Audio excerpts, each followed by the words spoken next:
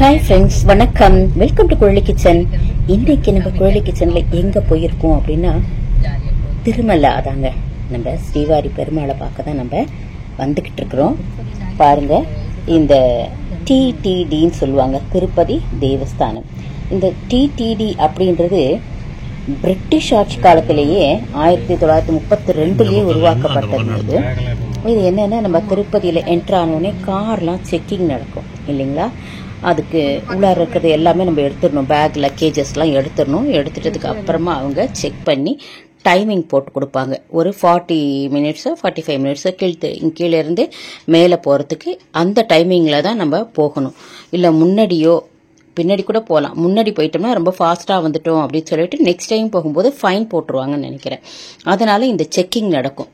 என்ன இருக்குதுன்னு சொல்லிட்டு கார் ஃபுல்லாக செக் பண்ணுவாங்க. டிக்கிலாம் செக் பண்ணிவிட்டு அந்த சீட்டும் கொடுத்துருவாங்க. அது மாதிரி தான் நாங்கள் செக் பண்ணிவிட்டு போகிறோம். திருப்பதி போகிறது நாங்கள் யாருன்னா எங்கள் மச்சினர் ஒய்ஃபு, எங்கள் அண்ணன், அதாவது எங்கள் மாமியாரோட அண்ணன் மகனும் மருமகளும், நாங்கள் 6 பேர் போனோம்.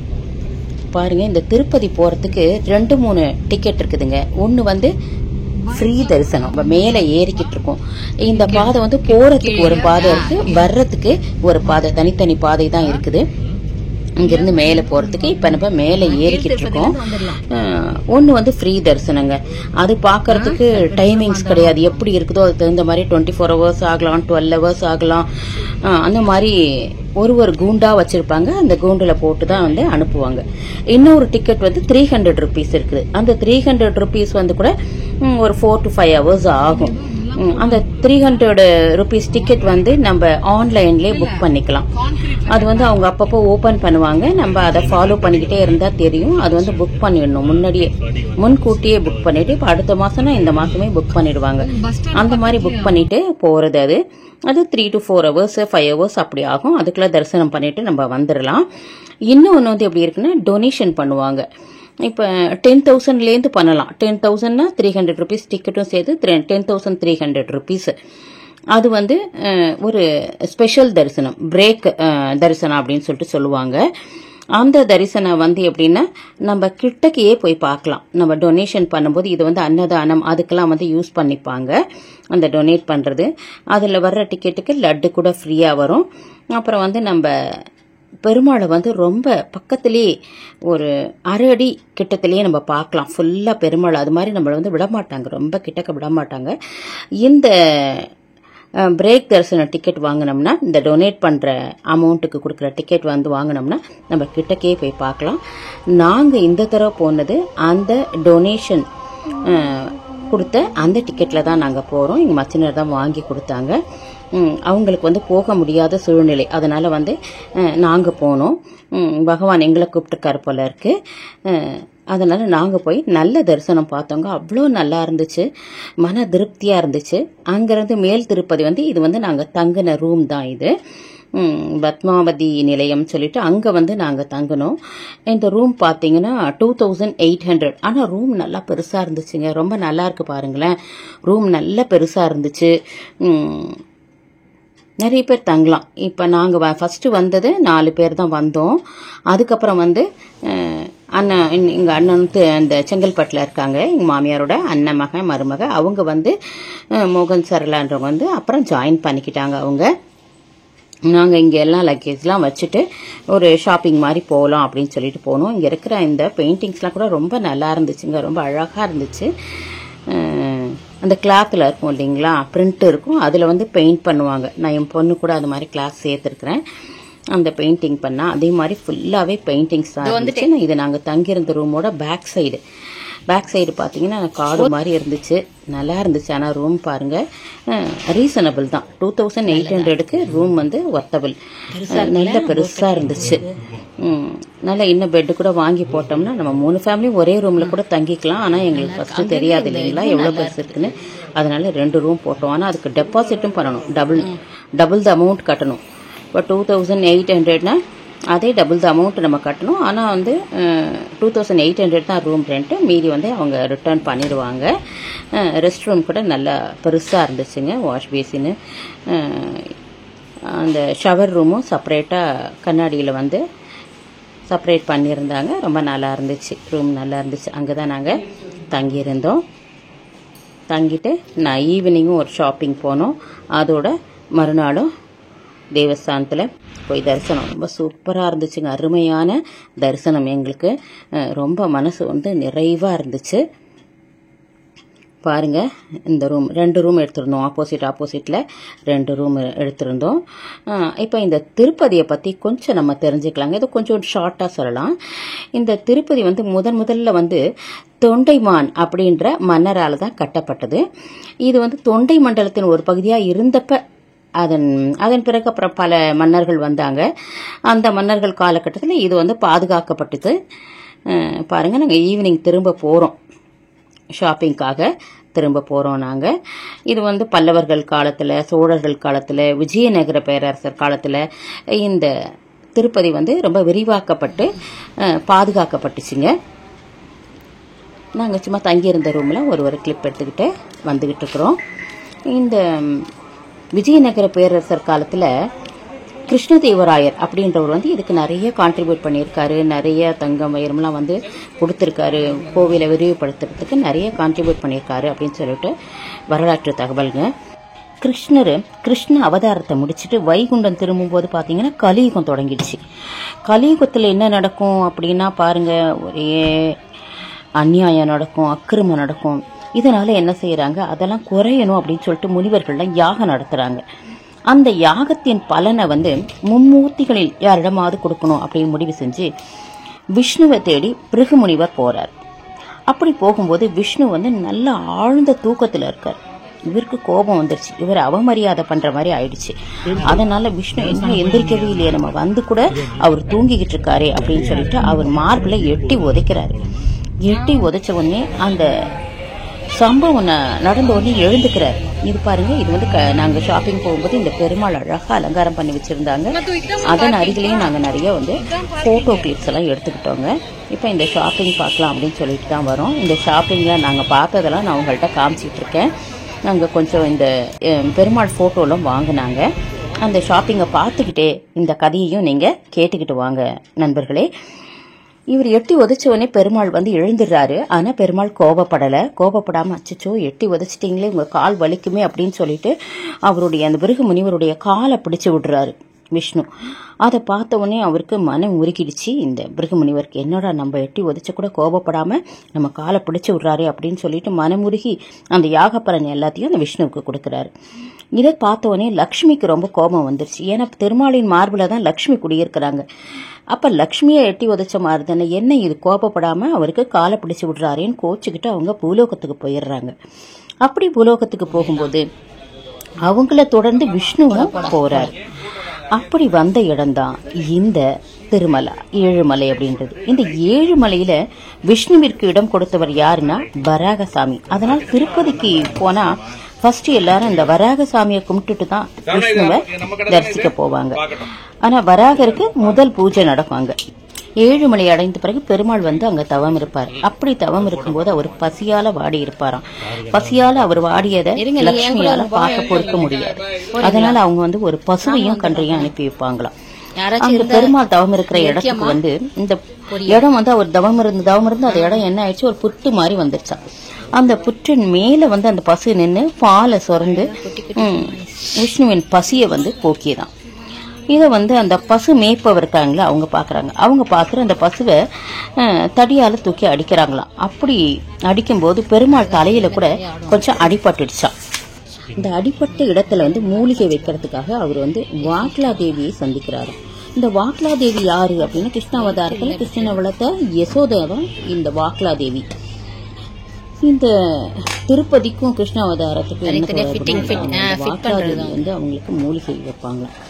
பிறகு சந்திரகிரியை ஆண்ட மன்னன் ஆகாஷராஜனுக்கு குழந்தை இல்லை. அதுக்காக வந்து அவர் யாகம் செய்யும் போது ஒரு தாமரை மலர்ல ஒரு குழந்தை கிடைத்ததாகவும், பிறகு அதற்கு பத்மம் அப்படின்னு ஒரு பெயர் சூட்டியதாகவும், பிறகு ஸ்ரீனிவாசனுக்கும் பத்மாவனுக்கும் கல்யாணம் நடந்ததெல்லாம் ஒரு பெரிய கதையா வருங்க.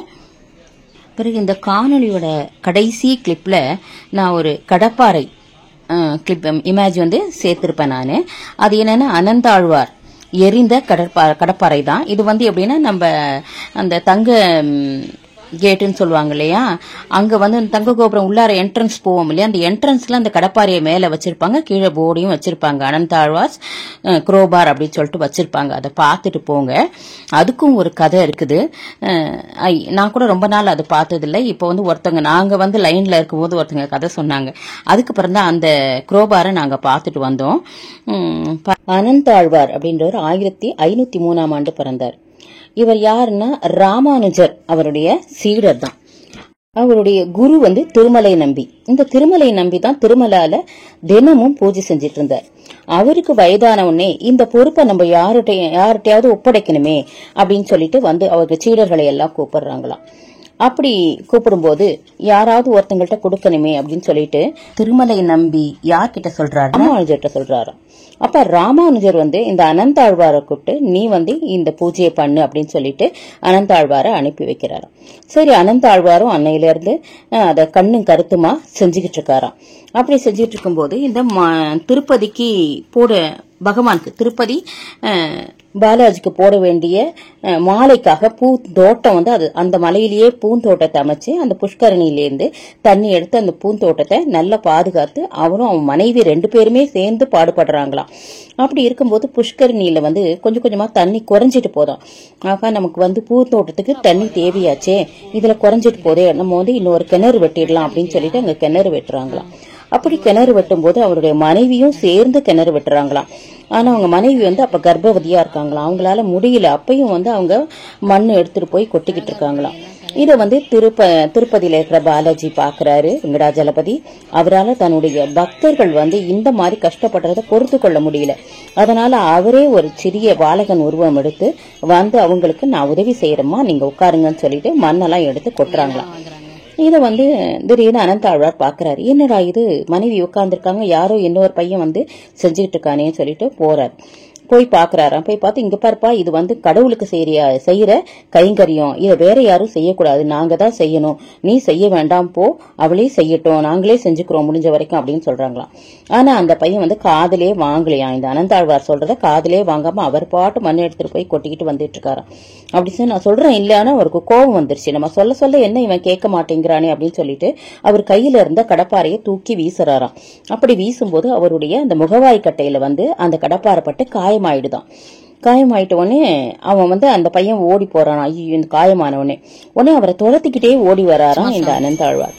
துரத்திக்கிட்டே வந்த உடனே அவன் ஓடி வந்து இந்த கோயிலுக்குள்ள நுழைஞ்சிடறானா. எங்க பார்த்தாலும் தேடும் போது அவனை காணுமா.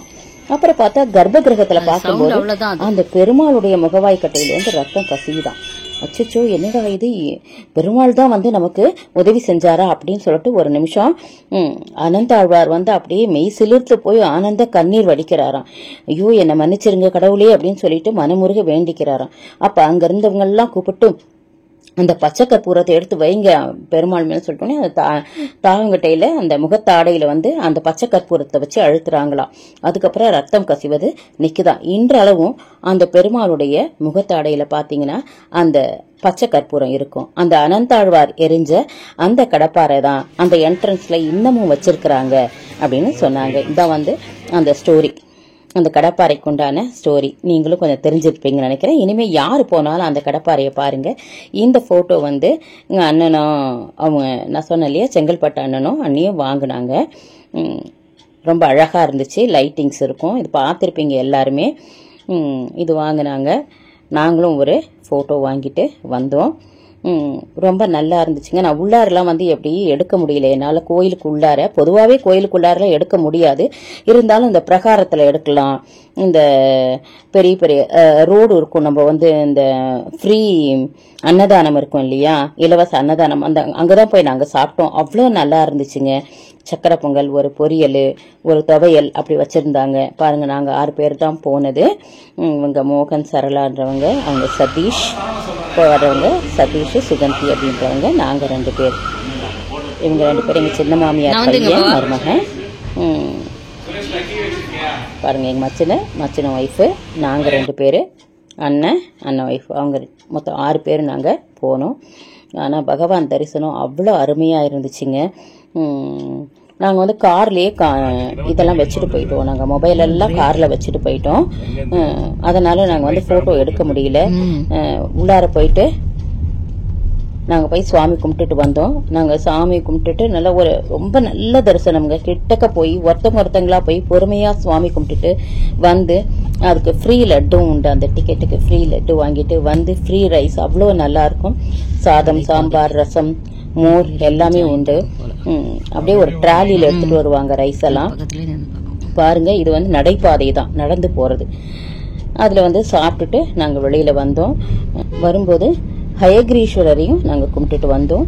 இது திரும்பி போகும்போது தான் நான் இந்த கிளிப் எடுத்ததுங்க. இது திரும்பி போகும்போது அந்த நடைபாதை எல்லாமே நமக்கு பார்த்துக்கிட்டே வரலாம். இது திரும்பி போகும்போது நமக்கு தனி வழி தான். இது அலப்பரியிலேருந்து நடந்து வந்த பாதை அப்படின்னு சொல்லுவாங்க.